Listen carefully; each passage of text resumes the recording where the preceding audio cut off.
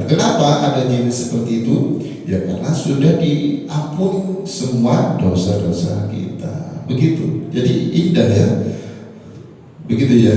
Jadi selain padahal kita sudah bermaksiat gitu ya, sudah membuat Allah itu murka gitu ya, sudah membuat Allah itu tentunya ya pasti murka kepada yang bermaksiat.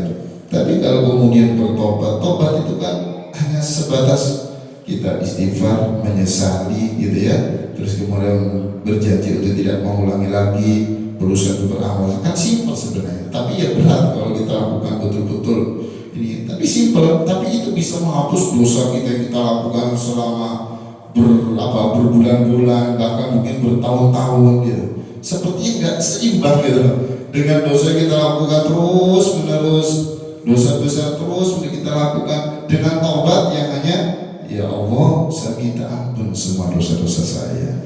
Dengan penyesalan, apalagi sampai kemudian nangis gitu ya. Terus selain penyesalan itu hanya sebatas saya berjanji tidak mengulangi lagi, padahal sudah bertahun-tahun dia lakukan. Dengan taubat seperti itu saja sudah diampuni semua dosa-dosanya. Seperti nggak imbang, ya kan? Kalau menurut kita, tapi bagi Allah luar biasa.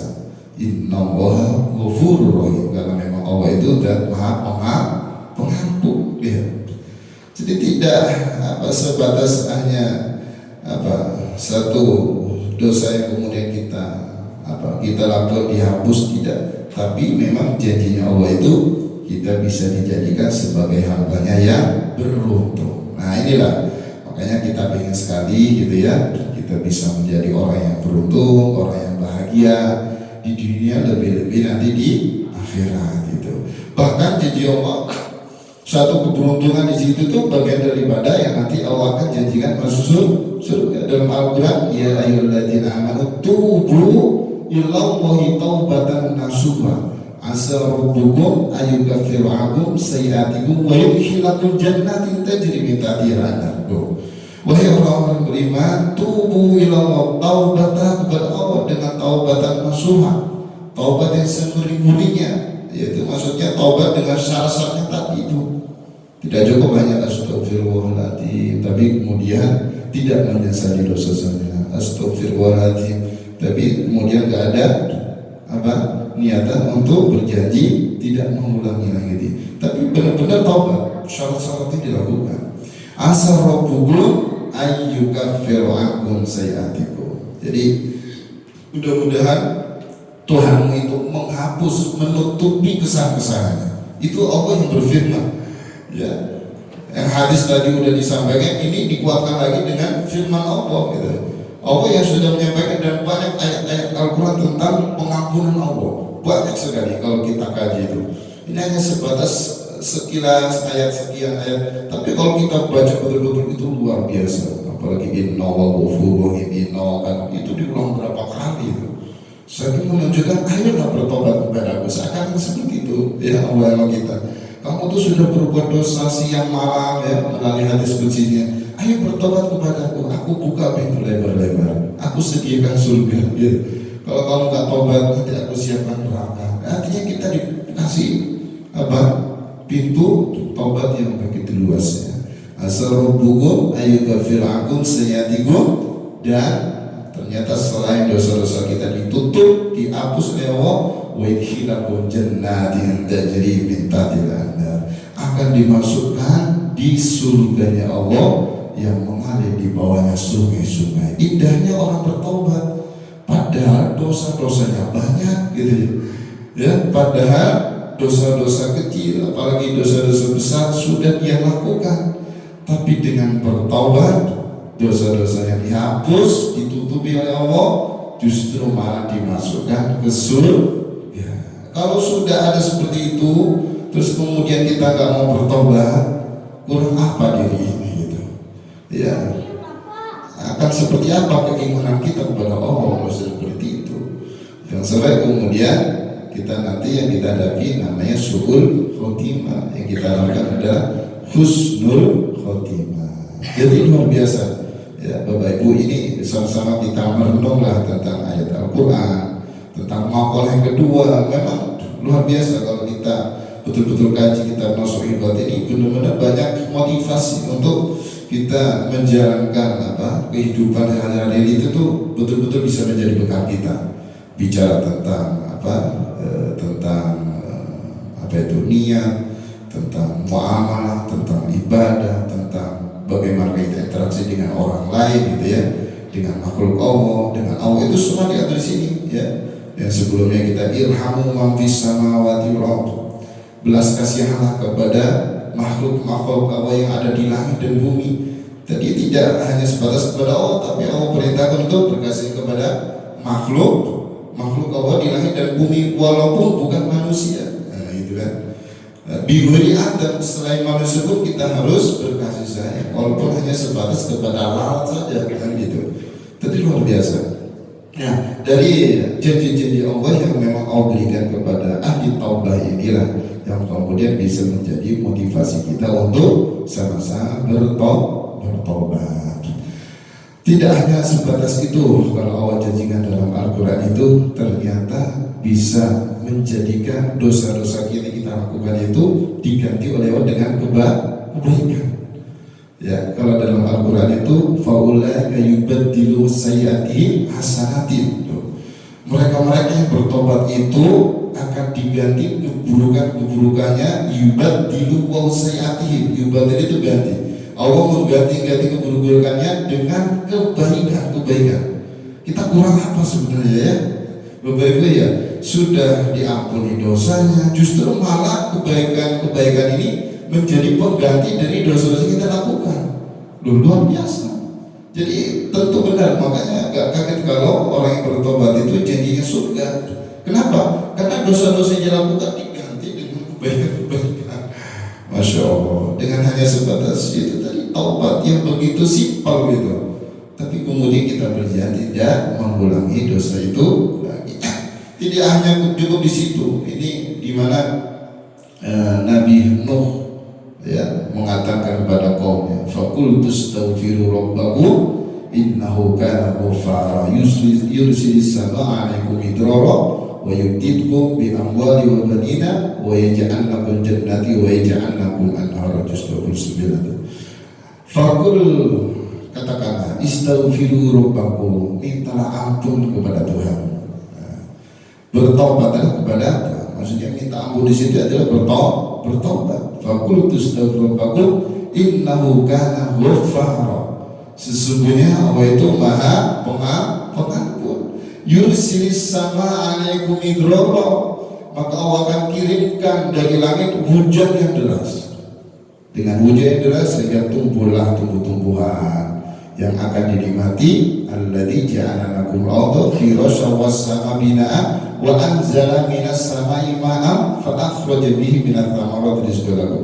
Dengan tumbuh-tumbuhan yang itulah kemudian menjadi rizki ya bagi kita yang bisa kita makan untuk kebutuhan sehari-hari gitu. Yursilis sama 'alaikum midrara wa yumdidkum bi amwal banin, dan Allah akan membanyakkan harta, membanyakkan harta wa bani dan anak-anakmu. Luar biasa. Berarti salah satu kunci kita kalau pengen anaknya banyak harus banyak bertobat gitu.